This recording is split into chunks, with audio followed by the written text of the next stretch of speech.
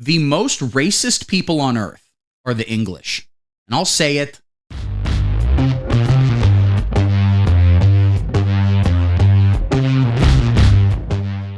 But I've long said, and this is a political show where we talk about politics, and here's what you need to know. The most racist people on earth are the English. And I'll say it. I'm English, ethnically, whatever you want to say. I'm, half of my family is from England and the other half has been here since like the 1600s. I have Mein Kampf written in Sanskrit on my back. That makes perfect sense. Not by the way, just the title, the entire book in really tiny print. What was I saying? Yes, the most racist people on earth are the English, and I'm willing to say that. In terms of, one-on-one interpersonal racism, which kind of doesn't really, who gives a shit? That's my first political message on this program. You just get someone standing on the street corner screaming the N-word. Calm down. It's not a big deal, okay? No. Interpersonal racism is bad, all right? I'm not doing ironic racism jokes. It's bad to be racist to people. You shouldn't do that. That's not a nice thing to do. But that's not really the problem.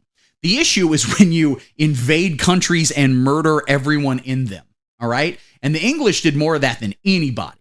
But also interpersonally, they're the most in the same kind of way that, you want to hear the best cursing of your life, you go to a soccer match, okay?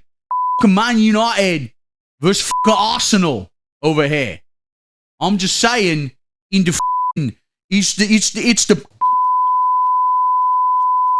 but everything they've said sounds like pudding flavors of some nature.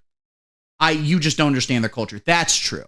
That's true. I don't understand the English culture. I should understand it more. Their culture is somehow being allergic to the sun and yet still conquering half of the world. I don't know how the hell we pulled that off, but we shouldn't have.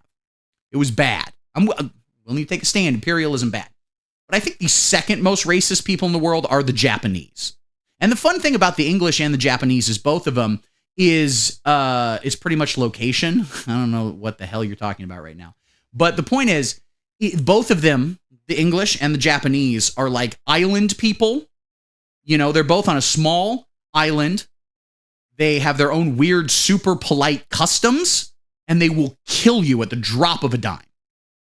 They're very similar cultures in a lot of ways. Why the English won out. Yeah, I've heard that, because that's the thing, right? Well, the Guns, Germ, and Steel kind of thing, which is one of the many, many great books I've never read.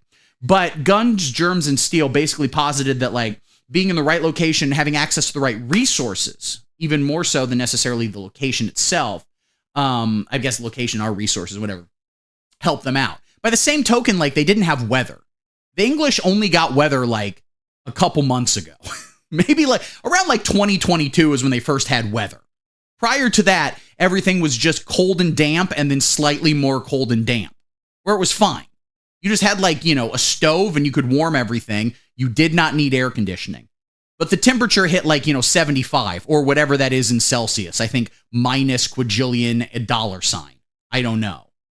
They are real huge dickheads. And that's my point. The actual racism, and it's similar between the British and the Japanese, where they both were living on this tiny little island, separate islands, but they both grew an insane, very polite, but incredibly violent imperialist culture.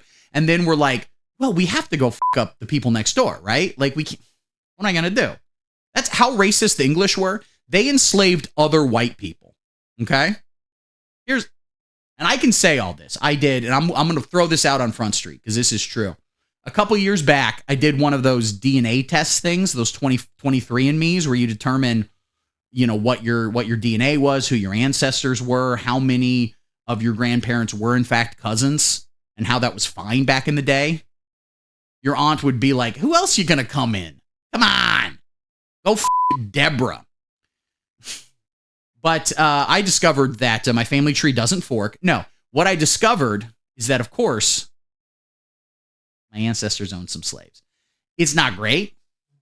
I'm not super proud of that. I'm not saying that's a positive thing. But I would highly recommend that if you are, in fact, a white person, you should not do one of those 23andMe DNA tests. You will either find out that, in fact, your ancestors owned slaves, or alternatively, were too poor to own slaves.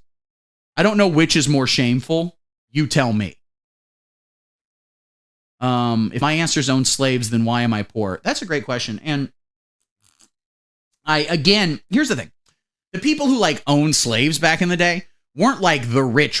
The rich, owned the big factories where they made, I don't know, creepy dolls. I don't know what the big economy was at the time.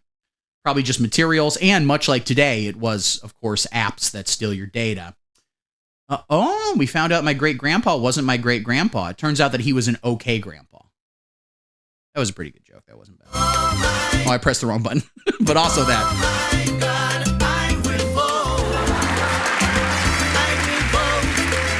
From Donald Trump. Listen, enough of this bullshit. Let me finish my thought about the slave owners. So, the people who owned slaves were like the petty wealthy that we kind of have, here now. It's the same kind of idea where like, the kind of guy who owns a boat dealership, where he's like pretty wealthy. He's doing fine. He's making more money than any of us will ever see in our lifetime. But actual wealthy people would look down on him as being like, you piece of human shit. And those were my ancestors. Okay, so I'm going to say that. Lamp has a Japanese family. That rocks, dude. You need to go say hi to them. I have an aunt who lives in London, and I go stay with her ass. I just show up, and I'm like, I love you. And I tell you what I don't love, the cost of the Paddington Hilton. I'll tell you that much, sister. Oh, my God.